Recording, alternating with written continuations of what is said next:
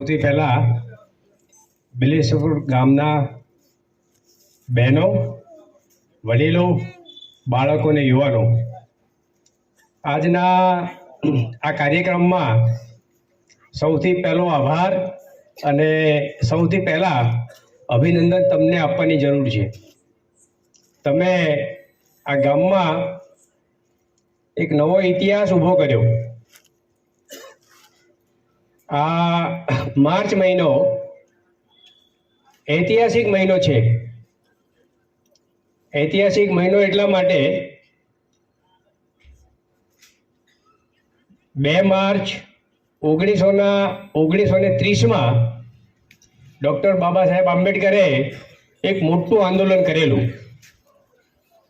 એ આંદોલન હતું નાસિકના કાલારામ મંદિરના પ્રવેશનો સત્યાગ્રહ. એ વખતે આપણા ત્યાં બ્રિટિશ સરકાર, અંગ્રેજોની સરકાર હતી. અમુક રૂઢિચુસ્ત લોકોના કારણે બ્રિટિશ સરકારે 144ની કલમ લગાડેલી. ઇન્દુબેને કાયદાની વાત કરી એટલે કાયદામાં 144 કલમ એટલે એવું જણાવે છે કે 4થી વધારે વ્યક્તિઓ ભેગા થવું નહીં. પણ હમણાં આખા દેશમાં ધામધૂમથી એક મોટો કાર્યક્રમ થયો. તમને બધાને ખબર છે. 22મી જાન્યુઆરીના રોજ પ્રાણ પ્રતિષ્ઠા થઈ. આ લોકશાહી છે. એ વખતે તો બ્રિટિશરો હતા એટલે બ્રિટિશરોએ 144ની કલમ એ વખતે લાગુ કરેલી. અત્યારે લોકશાહી છે, લોકોની ચૂંટાયેલી સરકાર છે. ડૉક્ટર બાબા સાહેબ આંબેડકરે એમણે ઘડેલું બંધારણ આ દેશમાં લાગુ છે. આ વખતે 144ની કલમ લાગુ નહોતી, છતાં ગુજરાતના અને દેશના મોટા ભાગના ગામડામાં જ્યારે આ કાર્યક્રમ થયો તો ગામે ગામ દલિતોને અલગ બેસાડવામાં આવ્યા. અને આજે પણ ગામમાં જાહેર મંદિરમાં જો દલિતોએ જવું હોય, આજે પણ દલિતોએ વરઘોડા કાઢવા હોય તો પોલીસની પરમિશન લેવી પડે છે. અને એટલે આ ગામના બધા આગેવાનોને, બહેનોને, વડીલોને હું એટલા માટે ધન્યવાદ આપવા માંગુ છું કે આજની આ યાત્રા સ્વમાનની યાત્રા છે. આ યાત્રા વડોદરાના કમાટી બાગની સંકલ્પ ભૂમિમાંથી યાત્રા નીકળી.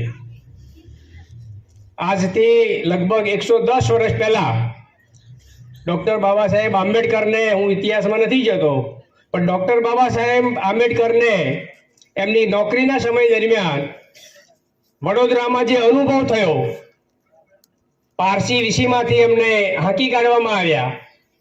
અને એ વખતે બાબા સાહેબ આંબેડકર આ કમેટી બાગમાં એક વડના ઝાડ નીચે બેસીને 14 આંસુએ રડ્યા. અને એ વખતે એમણે સંકલ્પ કરેલો કે હું આટલો ભણેલો ગણેલો માણસ, એ જમાનામાં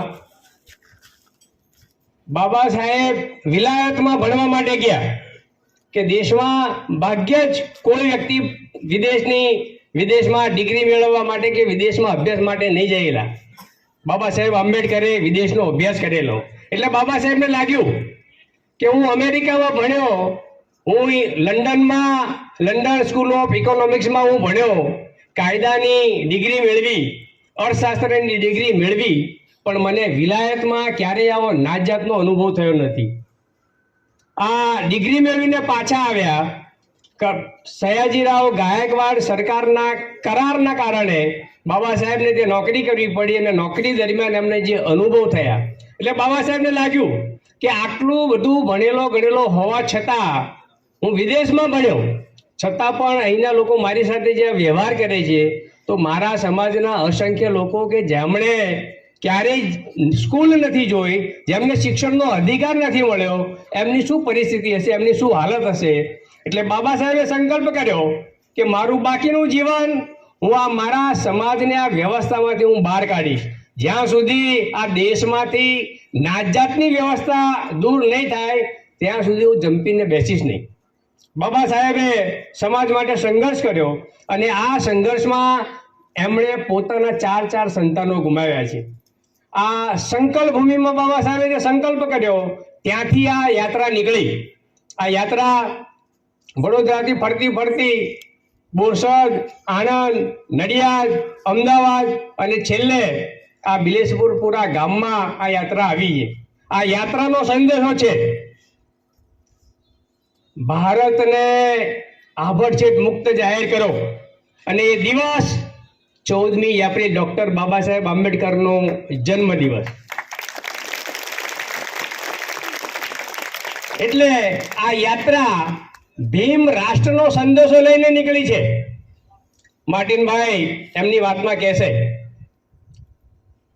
આપણે સરકારે જે સરકાર બેઠી છે એને જે કરવું એ કરે. મંદિર બનાવે, મસ્જિદ બનાવે, ચર્ચ બનાવે, એમાં અમને વાંધો નથી. આ દેશ બંધારણથી ચાલે છે. બંધારણનો અમલ થવો જોઈએ. બંધારણમાં ડૉક્ટર બાબા સાહેબ આંબેડકરે બંધારણની કલમ 17માં આભડછેટ નાબૂદીની જોગવાઈ કરી. આજે આઝાદી મળ્યાના 78 વર્ષ થવા છતાં પણ આ દેશમાં દલિતો સાથે, આદિવાસી સાથે, મહિલાઓ સાથે, ગરીબો સાથે આજે પણ આભડછેટને ભેદભાવ રાખવામાં આવે છે. એટલે આ યાત્રા આ સંદેશો લઈને નીકળી છે. તમે બધાએ આટલું સરસ અમારું સ્વાગત કર્યું. આટલી મોટી સંખ્યામાં તમે ભેગા થયા અને તમે જે સાથ સહકાર આપ્યો એ બદલ આપનો આભાર. જય ભીમ, જય ભારત.